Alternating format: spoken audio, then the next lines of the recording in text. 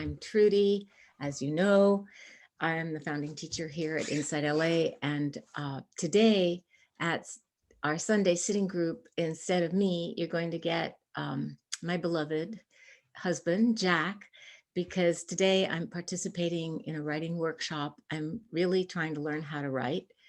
And it's a new thing. And it's always easier to do the things we already know how to do, that we know we're good at. But so anyway, I'm in the writing workshop, and Jack has kindly uh, offered to be your teacher this morning. So get real. He says to tell you I'm finishing a book. I'm laughing because it feels so near being finished, but I am working on finishing a book. How's that? That's good. I think he can approve of that. I'm working on finishing it. And yeah, for me, it just takes some courage, because even this morning when I got up to get dressed, and of course during pandemic, getting dressed is kind of an important thing to do. It was a luxury to be in our jammies all day at first, but then it starts to kind of feel like something else. My great grandmother never used to get dressed in the morning when she got really old. So I went to get dressed, and I noticed myself arranging sweaters by color instead of going to start writing. So I'm going to go start writing right now. The sweaters are arranged by color, and Jack is going to, I'm just really grateful to you for doing this, and you'll have a wonderful morning with Jack, and I will see you next week. Thank you, everybody. Thank you, dear. I hate to contradict her, but her book is it's close to getting done. No, it's not. 2 other editors and myself, and she writes so beautifully. So anyway, but self-doubt. it's anything for the first time is new and difficult. Anyway, I'm really happy to be back with Sunday Sitting Group and to see you all. Can you hear me clearly? Things okay? I see you all, and it's wonderful. And I've been to the Sunday groups and had the pleasure of meeting many of you and teaching together with Trudy for those groups over the last years. So it feels like, this feels like family to me, and it's really a pleasure. So what I'd like to do, talk just for a couple minutes more, and then, as we often usually do, start with a meditation for about half an hour or so, and that will be in part a guided meditation. Then we'll have a bit of teaching, and then some time for questions and dialogue and response. Before we start the sitting, it's a wild time. And in that way, the sitting feels like it's more important than ever. I mean, the roller coaster of politics and all of the emotions and all the collective emotion that that it has set off. And all that's happening in the middle of these major crises of the pandemic escalating, of the calls for racial and economic justice, of climate change, of food insecurity, when we have tens of millions of people who are going to food banks and those who are hungry here, and then grain elevators full of food elsewhere. And how do we make a just society? And I can feel myself having been pulled around by all of this and really needing a way to stay steady and center myself. And then I become aware, when I quiet myself and tune, that there's a whole other parallel universe. And instead of the discord on the streets, and you know how the media likes to kind of find, if there's an earthquake, they want the picture of the one building that had the worst damage, and it kind of excites people to see the intensity of things or to awaken fear. I want to turn my own consciousness and invite you to turn yours to a parallel universe of goodness and care and cooperation and joy. And that will be the theme of the guided meditation for us. And it's not a denial of the struggles, which I will talk about when we get to it, of these kind of crises that we are all in together. But it's a way of aligning ourselves with some forces that are so much larger and feeling a sense that we are carried by the universe in a way independent of the shouts of the political world or the news world or the social media world. And we need this as much as anything. So when you're ready, please let yourself find a way to sit for the next 25, 30 minutes. Feet flat on the floor if you're in a chair or on a cushion or a bench, whatever way lets your body rest on the earth.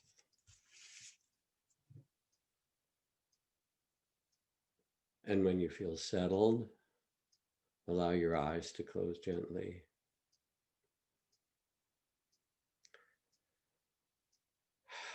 And maybe take 2 or 3 breaths just to release whatever you can immediately to become a bit more present.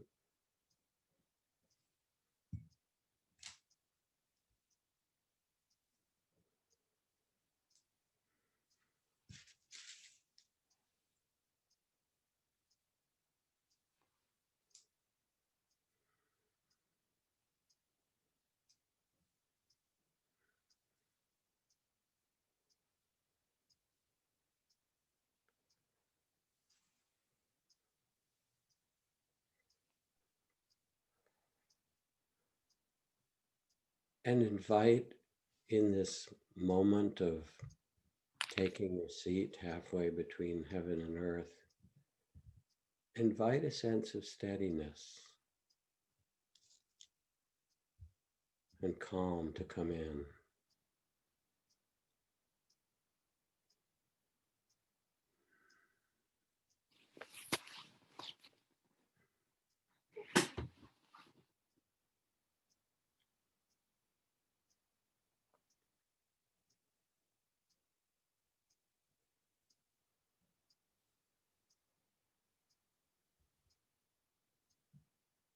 And as you sit, also become aware of how your body breathes itself. It's breathing itself just now. And you can be the space of awareness that feels or witnesses this breath as it comes and goes, wherever you sense it.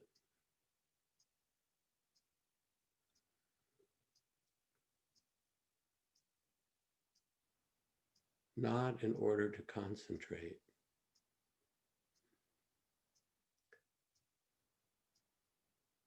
but to feel and sense how the body's breathing connects you with this ocean of air that surrounds our earth, that we are all exchanging breaths, breathing in and breathing out with the beings around us, with the trees and the environment.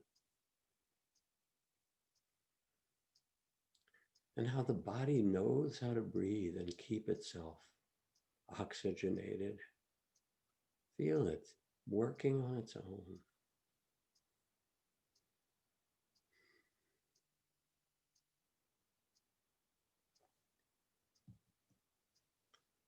You don't have to do anything. It interbreathes with all things.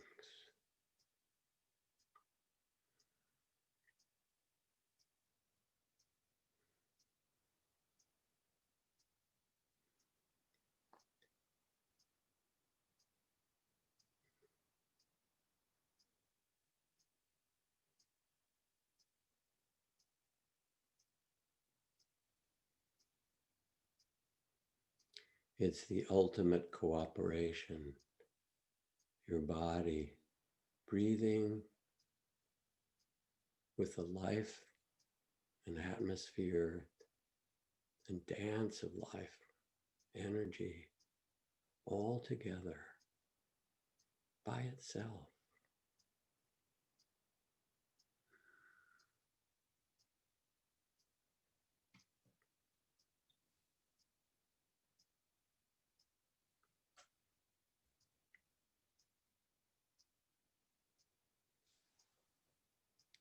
And if you get very quiet, you can also feel or sense your heartbeat, that pulsing every second or so.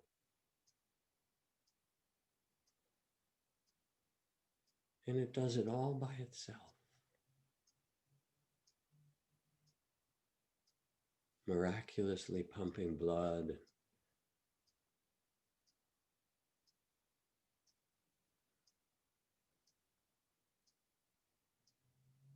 tending and healing this body.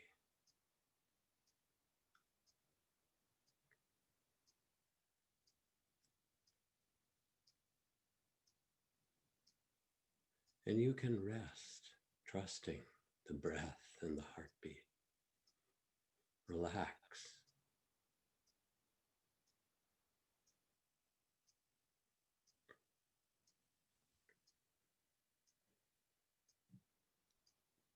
Hold it all with a loving awareness.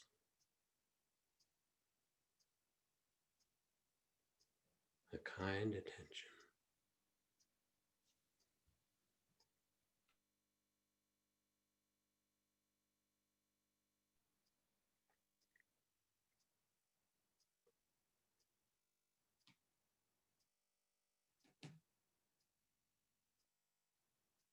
And as your heart beats and your breath breathes itself,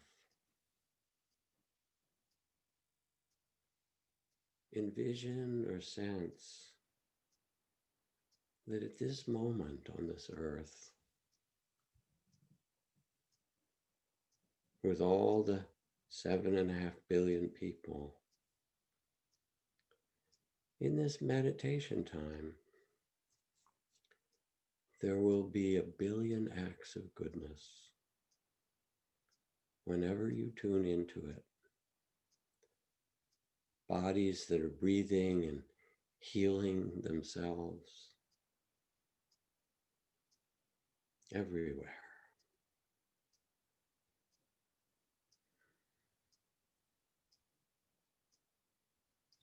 And parents all over this globe who are putting scrambled eggs or rice gruel or chapatis or tortillas out for their children to be nourished over and over, feeding their children.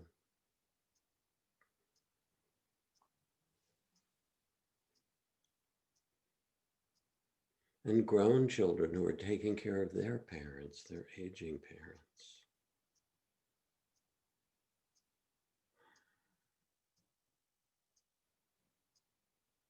Especially in this time of pandemic, doing what they can.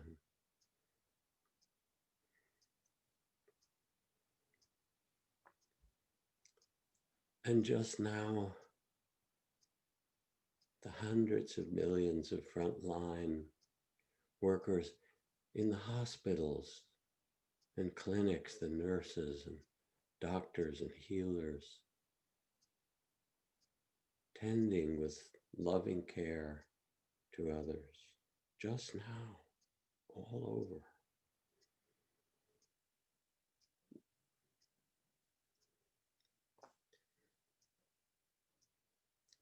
And the teachers who are preparing lessons and teaching students across the globe by the hundreds of millions and billions, offering the best of what they know to awaken the minds and hearts of the next generation. Here, let us teach you.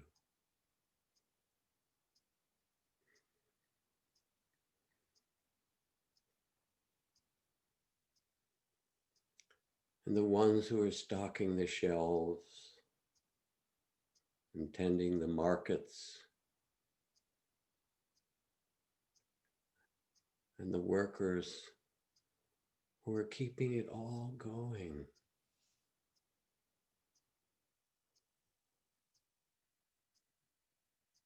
The electricity and water and transit and Wi-Fi.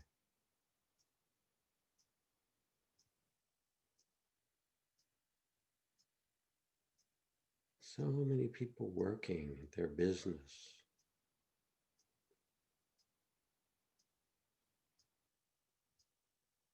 And right now, how many times people are interacting with care, politely, kindly.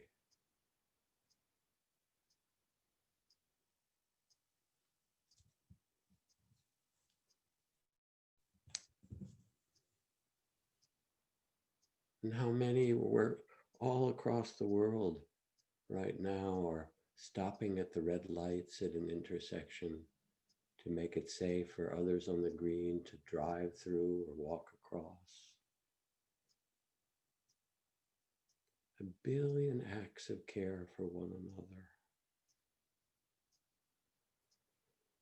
The office workers and social workers, the caring business people and artists.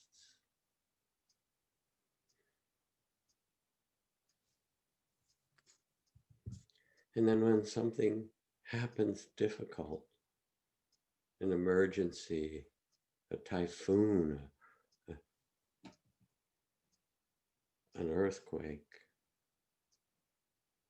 as Mr. Rogers' mother taught him, don't just look at the problem, the difficulty, but look at all the helpers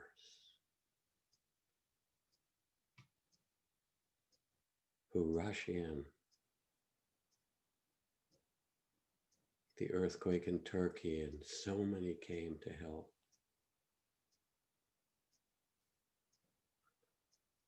The floods from the hurricane in Houston a few years ago, where people with boats and airboats from Louisiana and Mississippi put them in the back of their cars and trucks and brought them at the Cajun Navy and went from house to rooftop to take people and their animals and their children off the roofs in the flood. People flooded in to respond to the flood of water. Was a flood of goodness.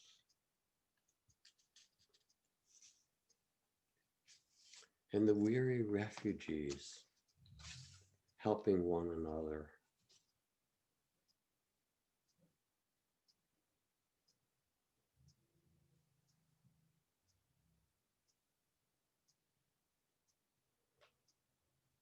And the incredible creativity of humanity, new visions and ideas and creations.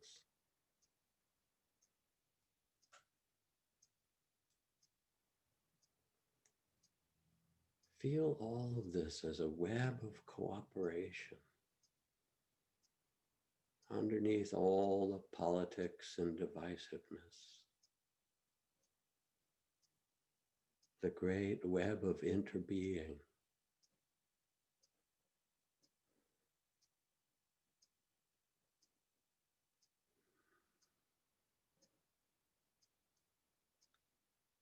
Feel the goodness of the farmers, the individual farmers on plots in Latin America and Asia and Africa and across the globe, and those with small farms and large, planting and harvesting, tending the plants of the earth.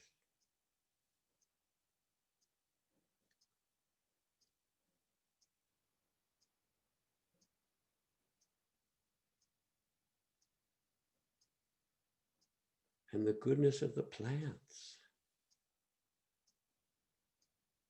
How the trees around you and around this earth, breathe with you, taking in carbon dioxide and breathing out oxygen.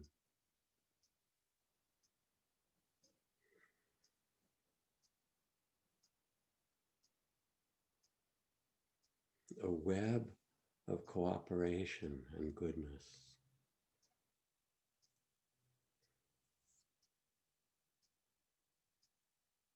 And even in the poorest places, how there is a secret web of goodness, of community and family and those who are together in it, helping one another when they can, tending, respecting and loving one another even in their difficulties.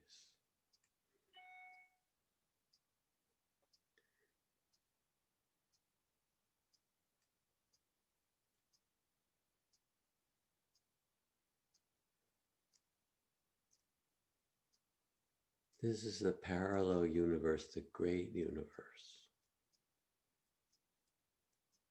of interbeing,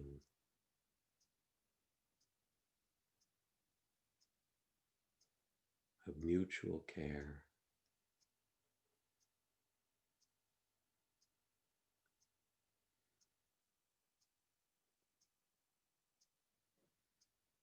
And you are part of it.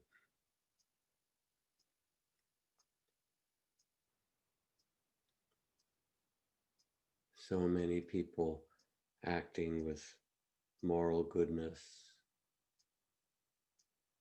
honesty, respect for one another, simple care.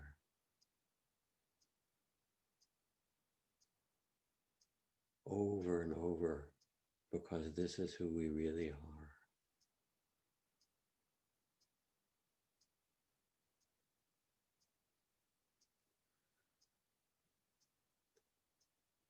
And you now have become the loving awareness,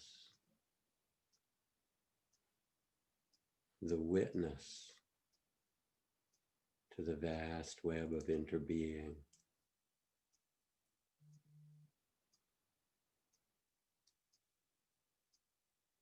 And how life cooperates and continues and collaborates.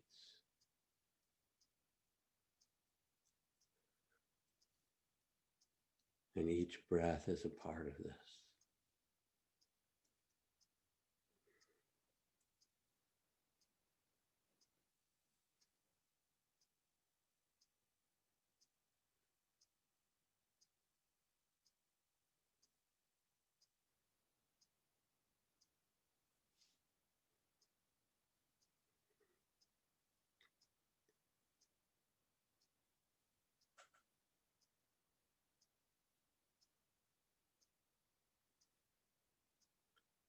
Relax. The planets move in their orbits. The great arms of the galaxy wheel through vast space and time.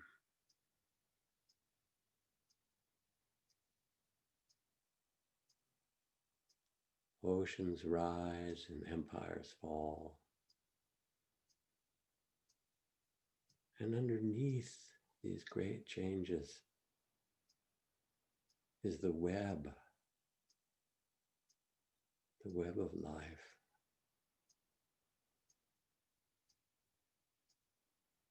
Interbeing. Trust it.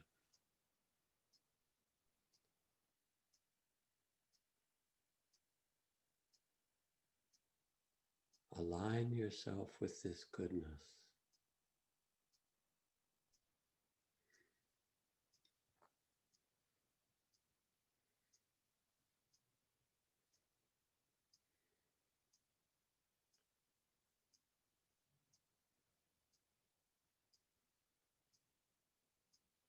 Mystery and awe.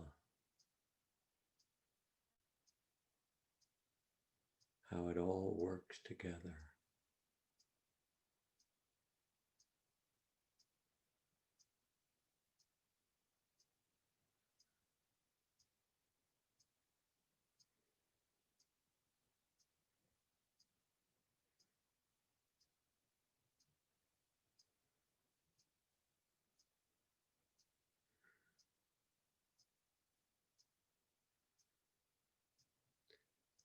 And let a joy and well-being fill your heart.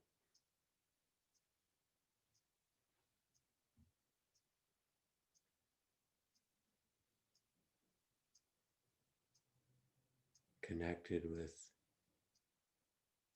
the web of interbeing and care.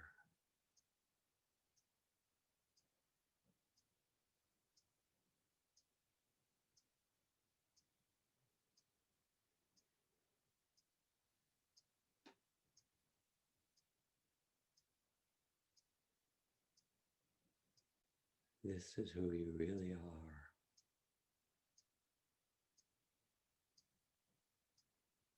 Loving awareness.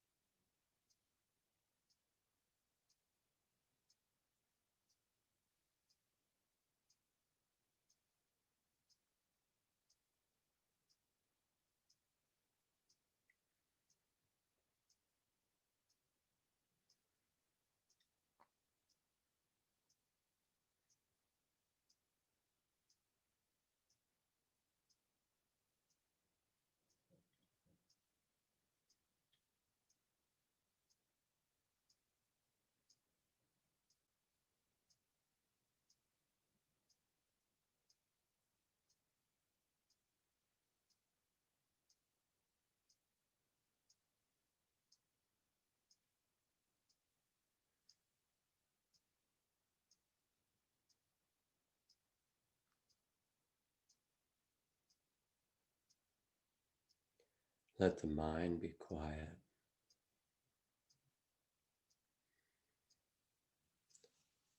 Let the heart be soft and tender.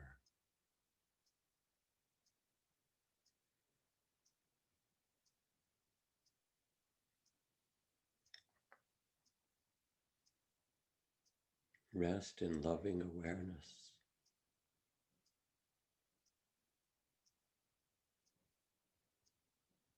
And sense your connection with the field of interbeing.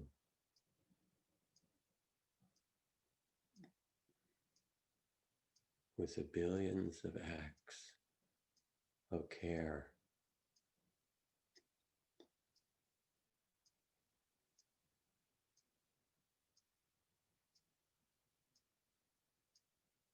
the mutual support of life itself.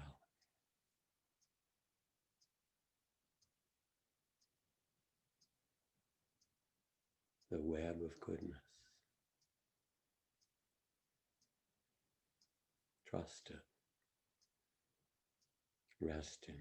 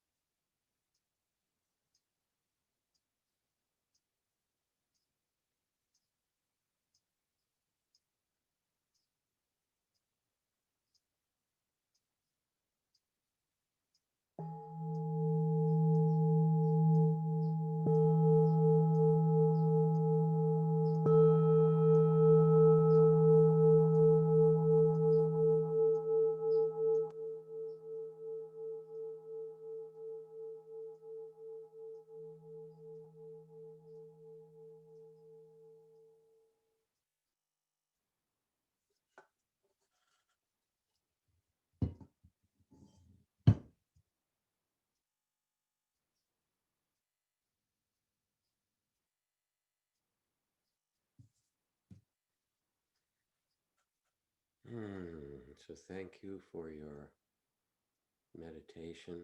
I love sitting with you. It's great. Because every time that I teach, and I know it's true for Trudy as well, it's really a reminder to myself. I'm really talking to myself as much as anyone else and tuning and remembering another possibility. So if this meditation served you in some way, and when we get a chance to talk, you can let me know that. That will be interesting. Wonderful. If some part of it worked, use that part. If it didn't, the one thing you don't want to do is use meditation to judge yourself. You're too good at that already. Instead, understand that there are dozens of practices of compassion and loving kindness and mindfulness of the body and mind like sky and various mantras. Skillful means, they're called upaya, ways to quiet the mind, tend the heart, and this was one of them. And if there's something of value in it, then use it. And if it turns out that it wasn't the right practice for you this morning, just make a bow, say thank you, and go back to what most nourishes you. So leaving your videos on, let's take 2 minutes just to move your body and stand up and stretch.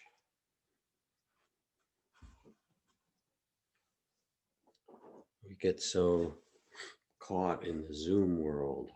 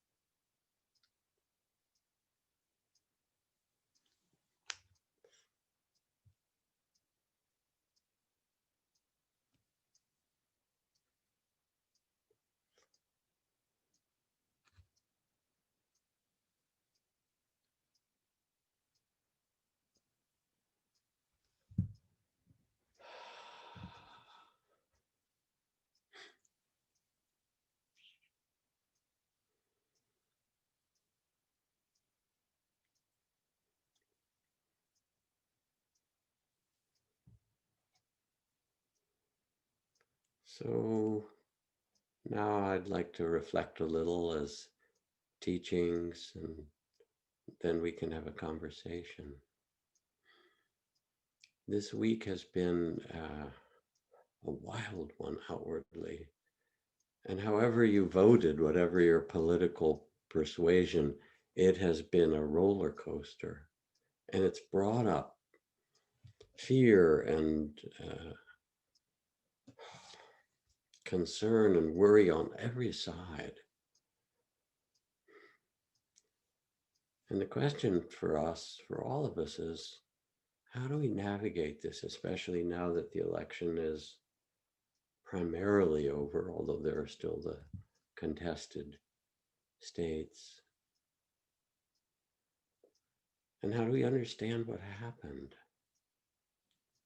I think as I look deeply, and part of it is informed by having just recently finished reading a very, very articulate and compelling analysis of the racism and the difficulties in our culture over centuries, a book entitled Caste, C-A-S-T-E, by Isabel Wilkerson, which describes the creation of caste systems, whether it's in the US or India or Nazi Germany or wherever, where there's in-groups and out-groups, and those who are on the bottom and those who are above. And I see people voting and holding on to protect their status. So well illuminated in what she writes. Yes, their business and their money, but more than that, our status and how we fit together as a way to deal with the feelings of insecurity and loss and how it's all been promoted. So all that's there in the mix, along with the pandemic and the loneliness and the struggle for social and racial justice. What do we do with all this? Well, human incarnation has conflict. Anybody not have that? You can raise your hand. Anybody who's had a child or helped to raise a child will know that almost from the moment that they have any say in anything, that they have any agency, they're going to say no and yes as soon as anything else. I want this, I don't want that. And then if you have siblings, but you don't need them, it can be with their parents. No and yes. And Trudy and I were just with our grandson Desmond now, who's a toddler, or more than a year and a half, and closer, heading toward 2. And he's already learned no. In fact, I gave him a no button, one of those red no buttons, and he pushes it and he loves it. So we have different things that we want. We will have conflict. It's part of human incarnation. And it's not a bad thing. It just means that we have different desires or wishes or fears that start to get acted out. But how do we deal with that conflict? Becomes one of the great human questions. And in the meditation we just did, we could see that in fact, there's this huge web of interconnection and care. And it has nothing to do with red and blue or despots and democracies or, socialists and libertarians and so forth. They're all putting scrambled eggs or, Cheerios or whatever it happens to be on the table for their children, and chapatis and tortillas and rice gruel. They're all doing it. That's the fundamental reality. And then there are these conflicts and the fears about status and isolation and survival. What does it ask for? In the Buddhist tradition, there's a history of conflict resolution that dates back to the period well described in the stories or the myths when the monks themselves got in great conflict. And the Buddha sat down and listened and tried to solve the conflict, and they wouldn't listen to him.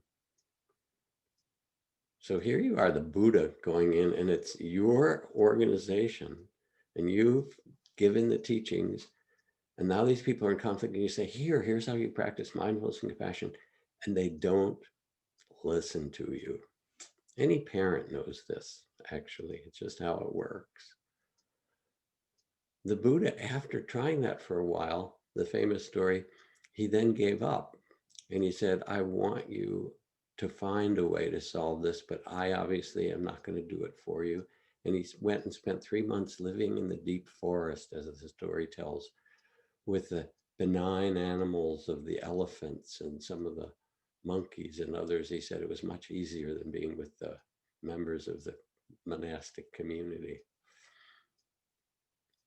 And when he came back, the great elders had come up with a whole protocol for dealing with conflict that's been handed down for 2,600 years in different forms. And the key elements of it are deep listening, that even though there are different sides, that somehow we listen to one another, and that we listen to one another not just to the words, but somehow with the heart. As William Butler Yeats says, we can make our minds so like still water that beings gather around us that they may see their own images and so live for a moment with a clearer, perhaps even a fiercer life because of our quiet. And when people feel that we're deeply listening to them in our stillness, not rebutting or figuring or defending, but just letting what needs to be heard, received, already that's profoundly healing. And we can hear what's underneath it, the fears and the confusion and the clinging. That already makes such a difference. And then another stage in the conflict resolution process is called accepting the verdict. I think this part is now being written about in all of the news media, like it or not in some way. It becomes necessary for us to see with some clarity, all right, this is actually the way things are. And even if people say that it's not, and have claimed that it's not, there's a way when we get quiet that we can look at one another and say, this is actually what's going on and what's true. And in one talk from the Buddha that comes from the, written in the Majjhima Nikaya, he instructs, he says, others will be cruel. We shall develop reverence for life. Thus we will incline our hearts. Others will be greedy or hoard. We shall be generous. Thus we will incline our hearts. Others will speak falsehoods. We will speak that which is true and useful. Thus we will incline our hearts. Others will be fraudulent. We shall be honest. Thus we will incline our hearts. Others will be arrogant. We will be open-minded and humble. Thus we should incline our hearts. Others will be harsh. We shall establish compassion. Thus we will incline our hearts. Others will be unmindful. We will establish mindfulness, mindful, loving awareness. Thus we incline our hearts. So this is the accepting the verdict, to see what's true and staying true in yourself. And then there's a stage that's called covering mud with straw. It's so sticky and muddy and we get so caught, and all you have to do is have conversations with people and it just gets explosive at different points. But there's a way to cover the mud with straw. And Trudy talked about it a few weeks ago after we had this beautiful teaching together with Van Jones, who described bringing those experts on drug epidemics from South Central Los Angeles who dealt with the crack epidemic a couple of decades ago to West Virginia and that scene of the mostly Black and brown people from LA of one part of the conference room and the, you know, the predominantly white sheriffs and addictions people in West Virginia who were dealing with the opioid crisis, kind of gazing at one another, some wearing red hats and others obviously more liberal. And Van, as you recall, had asked everyone to bring a photograph of someone they knew and loved who died in the epidemic of opioid deaths or crack cocaine. And before anything else, each person held up that photograph and told the story. And by the time it was done, the mud was covered with straw. They looked at each other and they could see, oh, we're in this together. What have you learned? How have you handled this? How can we help each other? So we're still in this multi-crises. The pandemic,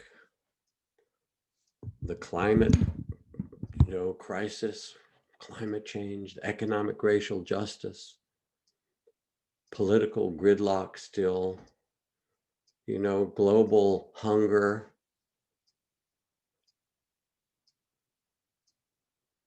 Will we cooperate? Will we fight? So much of that question, and so much isolation and loneliness and fear. So we sit and meditate to quiet the mind, tend the heart.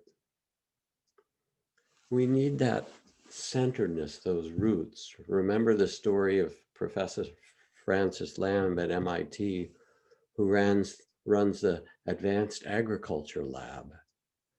And his graduate students come and said, well, since we're trying to figure out what makes plants grow better and what will make crops grow, can we play music to the plants?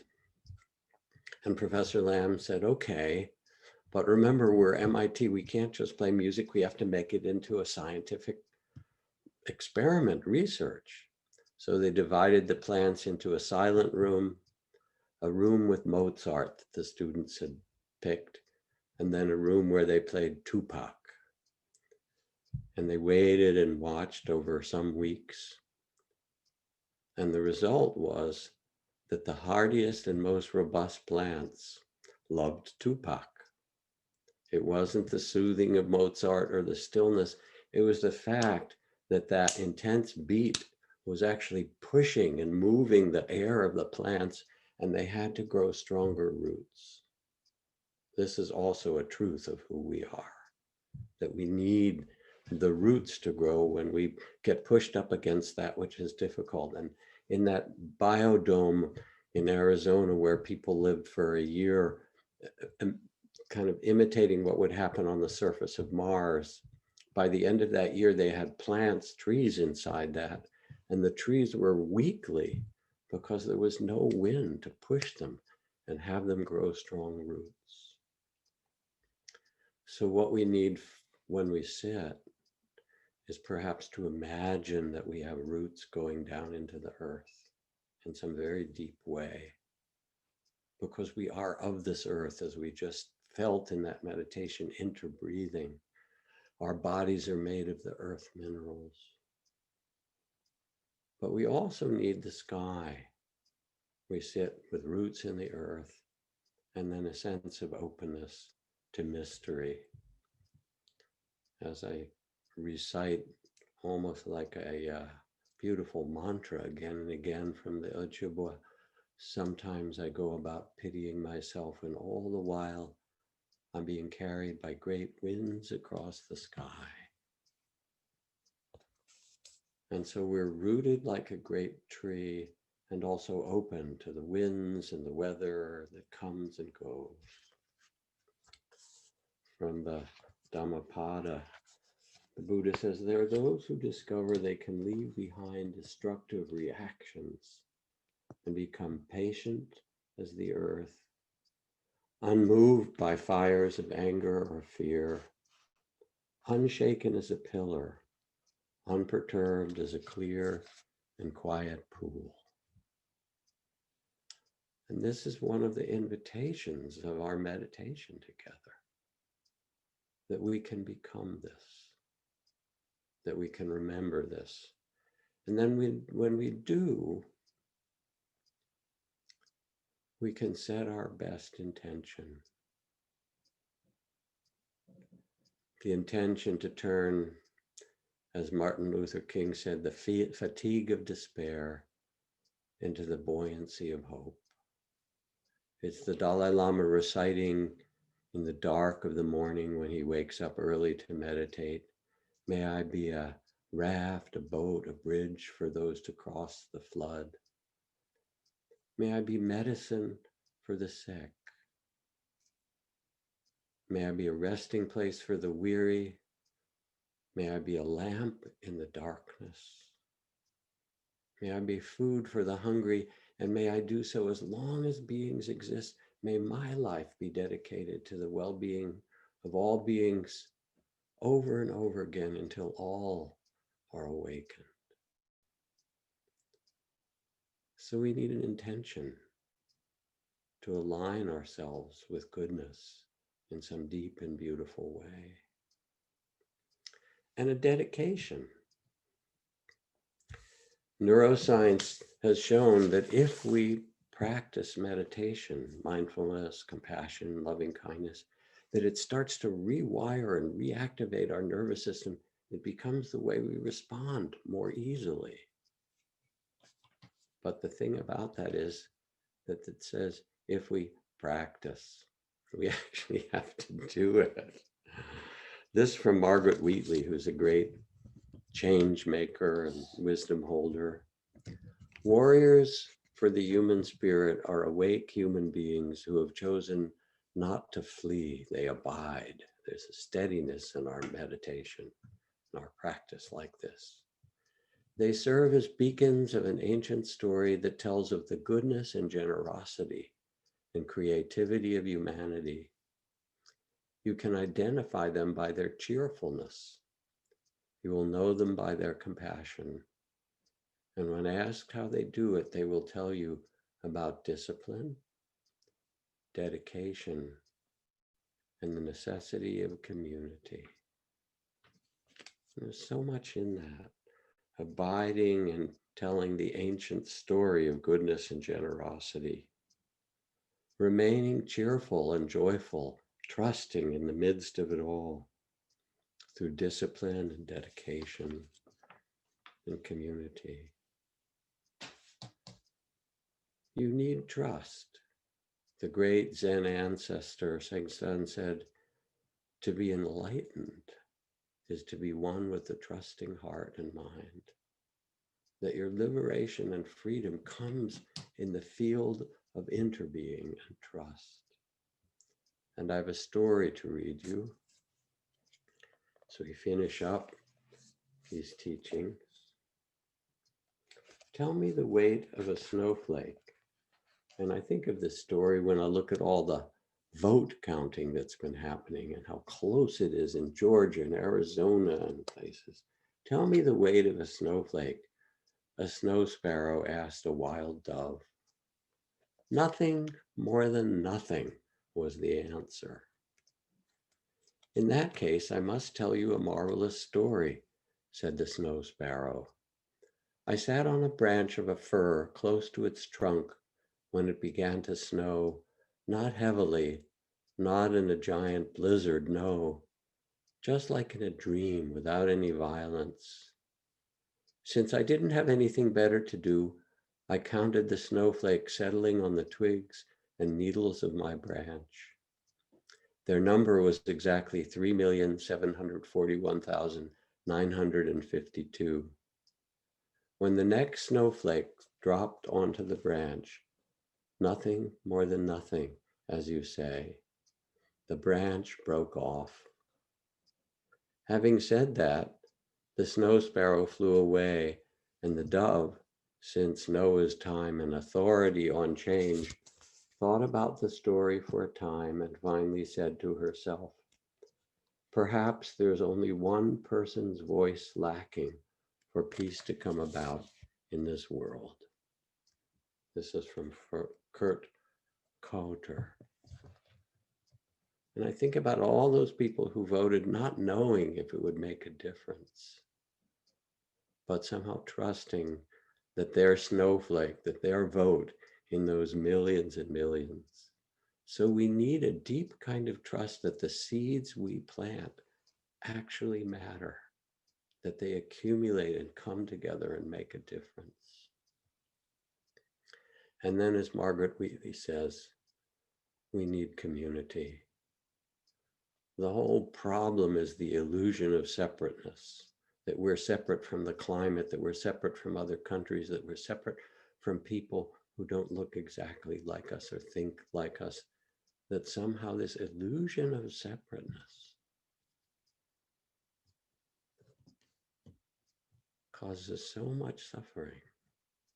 And yes, it's this paradox because we have to recognize our individuality.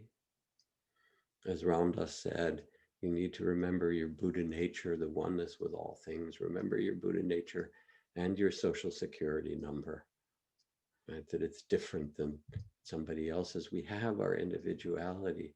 And that's part of what every plant knows, that I'm unique and the branches and the leaves are different than any other.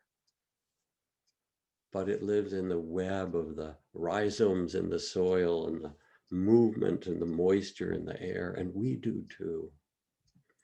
And we need one another, just as we've gathered here, and I see all your faces and the tiles, and I'm happy that we get to sit together.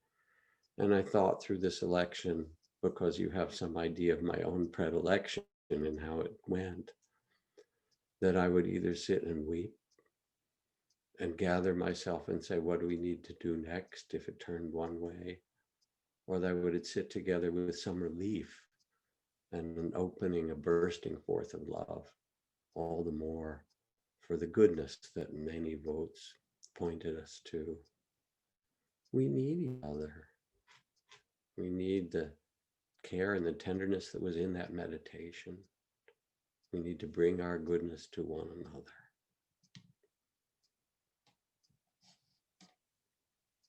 It's a great human task. We've been at it for thousands of years. Fall down, as Trudy wrote in her blog this week from our Zen teacher, Desan Sanim, fall down 100 times, get up 101. That's also us. And we get to do it with trust and dedication and a beautiful intention, with strong roots and heart and mind of loving awareness. And this is who we become. It's who we are, who we can become as a community, how we help one another, and how we change the world. So now I would like to invite a bit of dialogue for you to share. Oh, the Snowflake Poem. Some people asked about that. It's in my book, The Art of Forgiveness, Loving Kindness and Peace. And the author of it is Kurt Kauter, Kauter, K-A-U-T-E-R.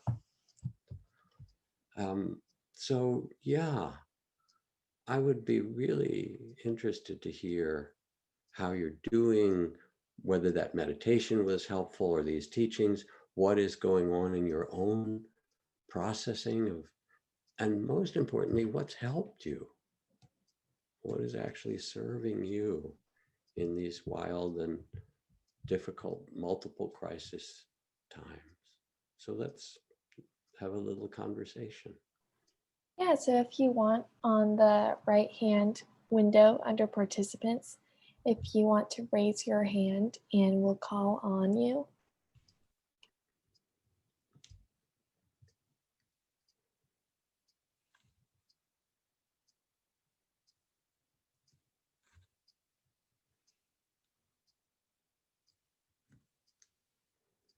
Okay, Bernard, if you want to go ahead and share. Well, thank you. Thank you very much. And the meditation was very, very nice for me. I don't often get a chance to feel super connected with everything outside of me. You had one part, however, where you said, don't use your breath to concentrate. And I really do like to do that. And I find it difficult to let my mind go because I feel like I just get troubled when I cogitate. And When I you what? just, when I just cogitate, I just think. And it's repetitive and it's entangling. And so I just find that, focusing on my breath is such a nice vacation from that. And maybe I get a larger perspective. But that seems to be just what I find helpful when I'm meditating by myself. Yeah, I'd love to have you talking to me every time I meditate. That would be great. Yeah, I find it difficult to get that same what you offered on my own. Sure. So first of all, Bernard, I love the kind of straightforwardness of what you're describing. And it really points to something that is so important, which is that nobody can tell you how to do this. It's an art. It's not, it's like making music, so you have to find your own way of what makes music in your own heart and body and mind. And for you, you found a way that being with the breath allows you to quiet and steady and shift you from the cogitation and all the mental things to a quieter and more present place. Beautiful. Stay with it. And you're empowering other people by what you said, which is to say we each have to find that which works.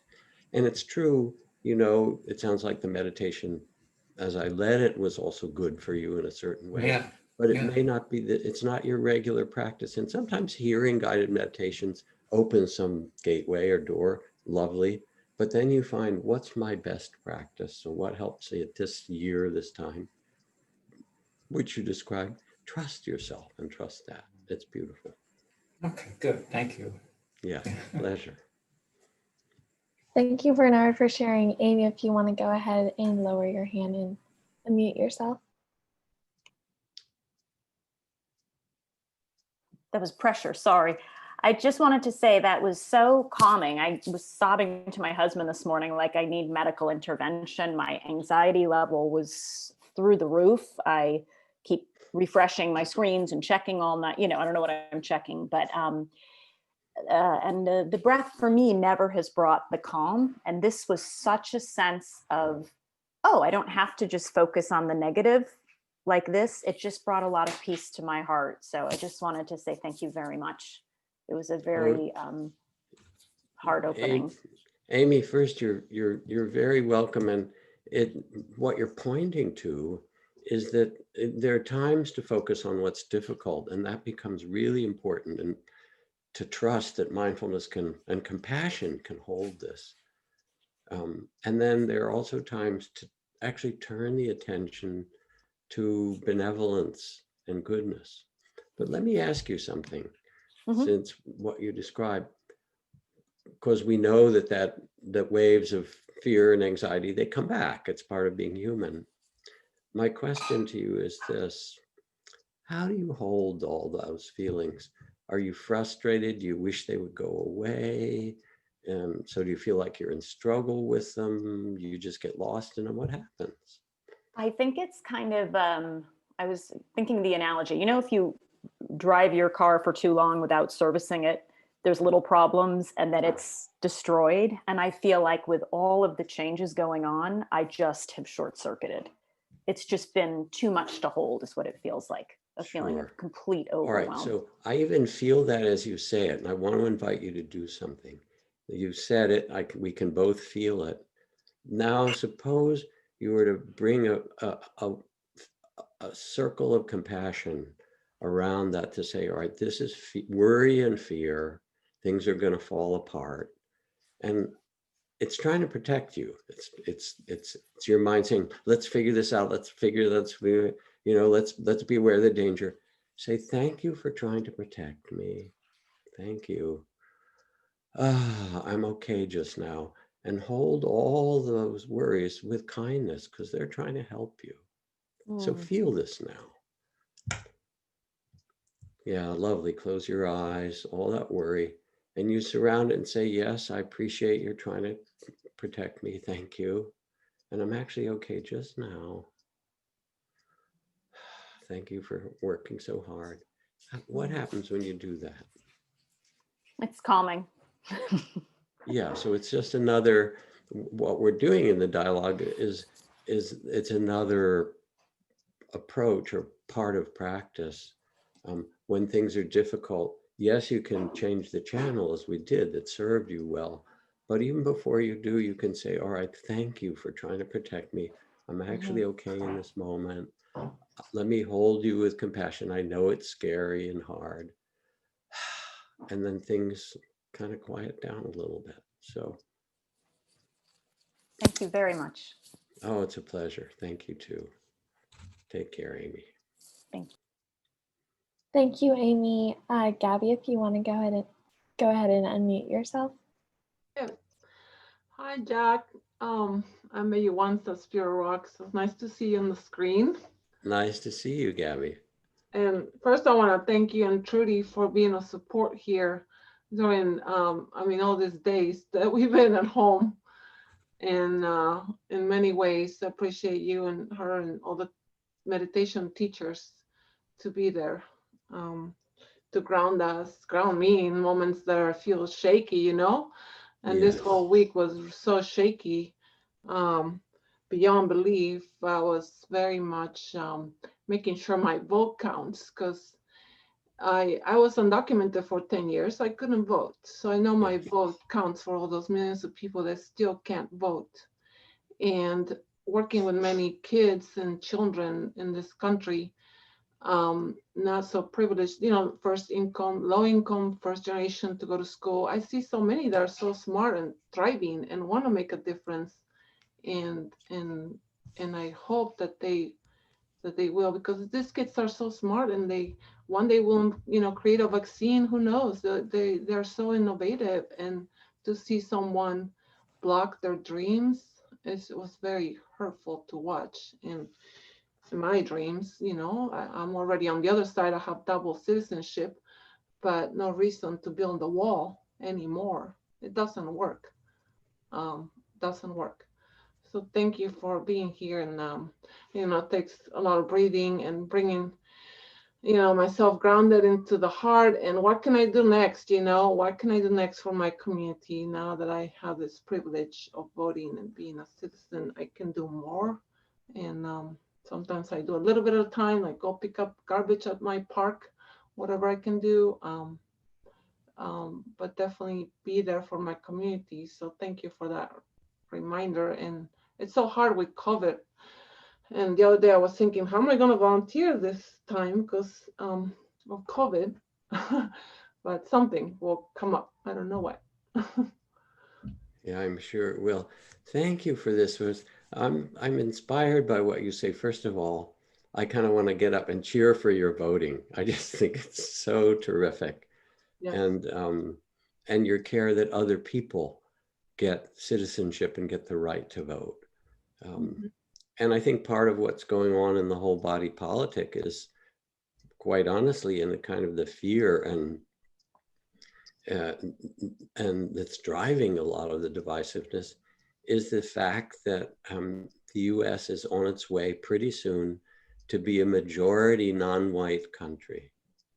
And that, taking away the supremacy of whites have always run things, that scares people. And there's a whole clinging in some way to status and all of those sort of things. Your vote and your care, the thing that I see when you speak is that it's not just somebody that votes, but somebody that wants to contribute to the community. How can I help? How can I use my privilege now to help those around me, those who need it? And you're saying you'll find a way. I love the trust in that, because I'm sure you will. I mean, we know if we open to something, when I hear that from you, that something surprising will come. Mhm. Yeah. Do you have any inkling of what you might do?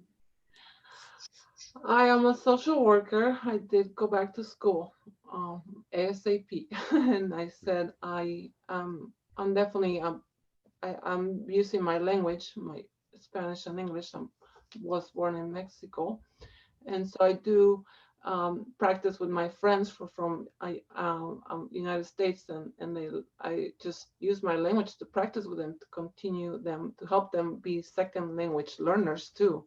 I wish this country was more like a trilingual country, but I do hope that that changes. That we can adopt more languages to teach at the schools. So I feel like I'm in the mental health system too, so I do use it to work with people, to help them with their, some of them undocumented, yes, and to help them with mindfulness practice too, because we can really entrap our mind and be and hostage ourselves in our mind, that we can't do anything being here, but they can. They can definitely do something. Yeah, Beautiful. yeah. I want to Beautiful. inspire others to make a change, even if it's anything they can do for their community, because they're very community oriented. I do come from a culture that people are very community oriented. So we have that, and we can continue doing that here. Thank you. Thank you so much. And InsightLA has programs in Spanish for teaching mindfulness and teaching in communities of people of color who might not otherwise have opportunities. There's all kinds of great stuff like that. Your work is social work. I just honor what you say. So thank you. Thank you so much. Thank you for your teachings. Thank you so much, Gabby, for sharing.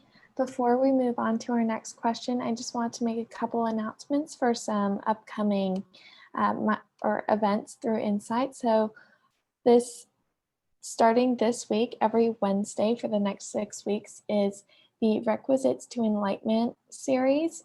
And that will be every Wednesday for the next 6 weeks at 8 p.m. And I'll be putting that link into the chat. Additionally, I encourage you to look on the InsightLA website for events to see what else is coming up. And then once again, just because InsightLA is a nonprofit, we do rely on your generosity to still be able to make events like this happen. But anyways, thank you for coming today. And Robert, if you want to go ahead and unmute yourself so we can continue with the discussion. Hi, Jack. Really good to see you. Hey, Robert. Hi there. So interbeing, it was a really, it's kind of what I try to work on and feel. And it's a very, it goes back to something you said during the meditation about that trust generally can lead to enlightenment. And the trust is the thing. Trust and faith is very tenuous for me. At times I feel it, at times I lose it. And I'm just wondering how to build it, I suppose. And I know that's a big question, but I'm wondering, any thoughts? What have you found that does bring you trust? Yeah, when I really get interestingly enough, looking up at the stars gives me trust, because it's so much bigger than me. And I could feel my place in the universe when there's stars. But it is a struggle for me, and I really need it. I need faith and trust now. And yeah, it's just a struggle. So two things to respond. First, I love you're looking at the stars. I do the same thing. It's like there's this vastness that we're a part of, this huge dance, the turn of the seasons and the turning of the galaxies, and the breathing of our body is just part of the the tides of the ocean and, you know, the waves of the stock market and the menstrual cycles of women and the phases of the moon and there's this rhythm of rising and falling that we're a part of, and the stars open you to that. And then of course you said, but I really need this and it's hard to find it otherwise. So that is the next question. When you feel frustrated, like I can't trust, you know, I guess I'm more lost in fear. I'm not even thinking I can't trust. I'm so just in fear. there's just fear and anxiety. So close your eyes for a second if you're willing. And when you let yourself pay attention carefully and notice that fear that's under I can't trust, and that fear and anxiety, if it had a center in your body somewhere, where would it be?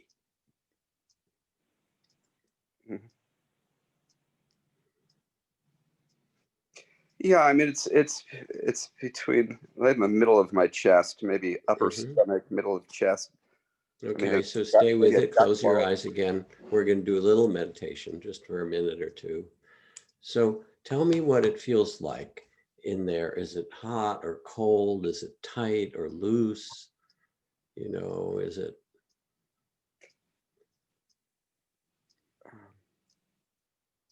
Yeah, it's definitely tight. Tightness? How about temperature? Warm or cool? Yeah, burning. Burning. So it's hot and burning. It's tightness. If it had a color, what color would it be?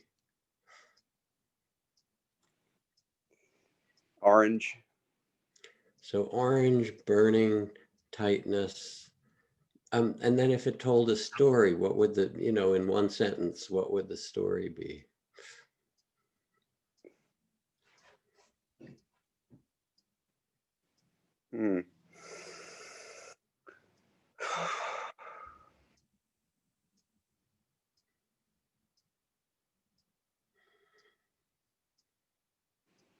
Maybe just, a screaming of protect yourself.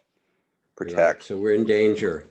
Scream and protect yourself. All right. So now as you feel it, I want you to bring inside that quality of loving compassion, because this is trying to protect you. And wrap it around with kindness and say, oh, thank you. You know, feel how painful it is, because it's a painful place and you don't want to judge it.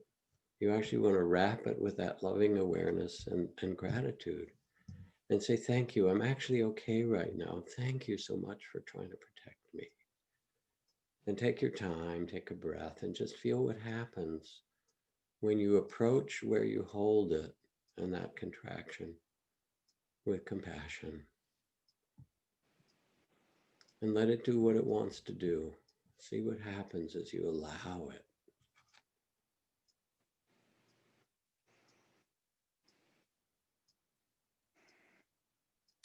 As you accept it.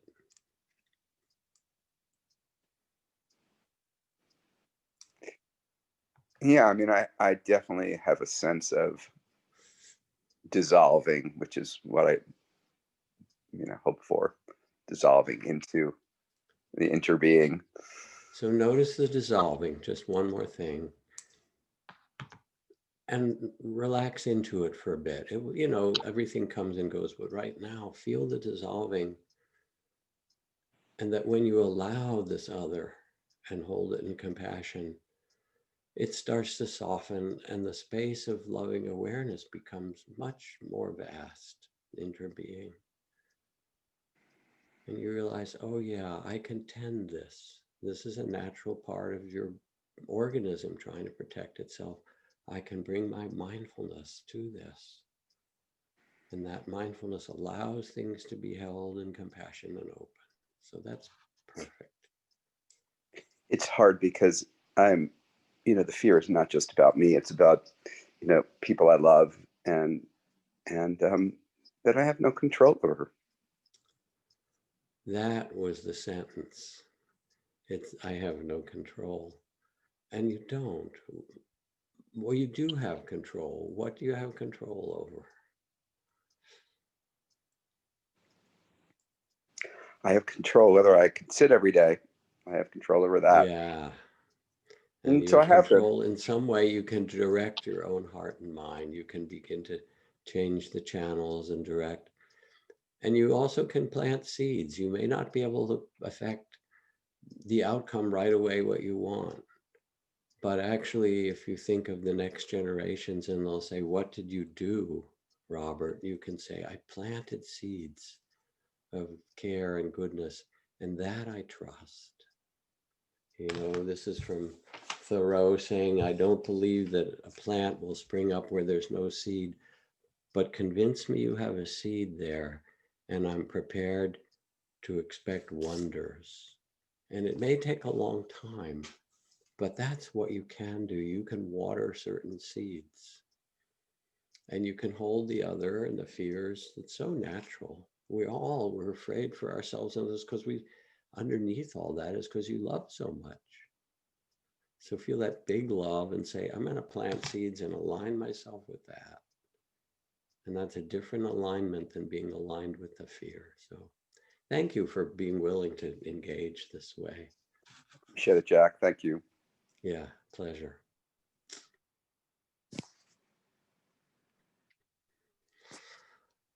Oh, Caroline, where are we? We're getting near the Yeah, end. so that was probably all we have time for in terms of discussion. If you want to wrap up with a little meditation and closing words, and then when you get a chance, if you could make me host again, I would appreciate that so I could facilitate the breakout rooms. If I could make you host, I Yes. didn't know that I was taken from, that I became host. It was because my internet connection kicked me out of the meeting, and so you became host. But if you could make me host again for the breakout rooms, I would appreciate that. I don't know how to do that since I don't believe that I'm the host. Okay. Can you, since you're on the iPad, is there any way you can view the participants window? That I can. Okay, and then by my name, it should say co-host. Okay, let me see if I can find you. Just a moment in the tiles. Got to go through. Or it should be in the Where are you? participants window. Wait. Should say I'm co-host. looking at you. There you are. All right. So now, hold on. Okay, on my iPad, participants, where do I go to change that? Is there a drop-down window? No, or a little drop-down arrow or a little there's blue participant. button? There isn't.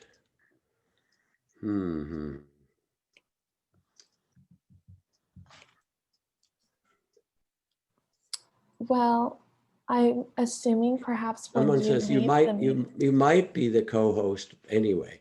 It's I am possible. the co-host. Okay. But I think once we go into the breakout rooms, when you leave the meeting, I'll become host again, either Good. Jim or I. So Okay. we'll just see how it works out. But you can continue just with the conclusion and discussion. All right. So I'll just say this at the end. First, thank you, Caroline, for helping. It's a wonderful. She's a student at USC, and so we have, the pleasure of your tending us with such good skill. I really appreciate it, as I do for all those who were willing to speak, and more than that, for everybody who attends. Some of you very regularly and loyally and lovingly, and some a newer part of this interbeing community. Thank you for that.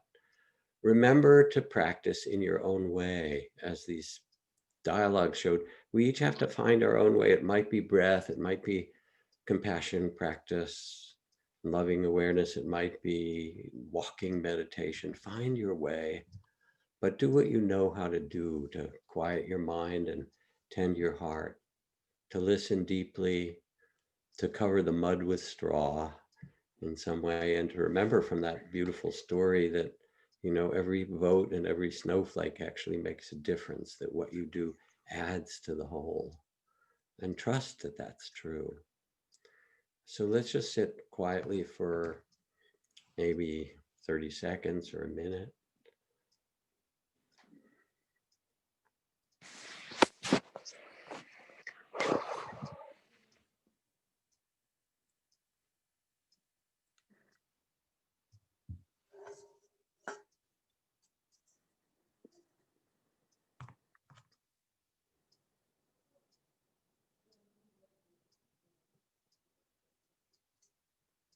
aligning yourself with the billions of acts of goodness and the interbeing of life and the care again and again that people offer.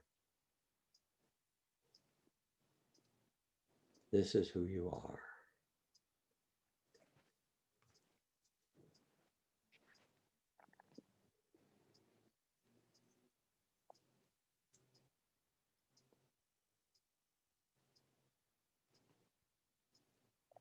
I'm going to stay for the group.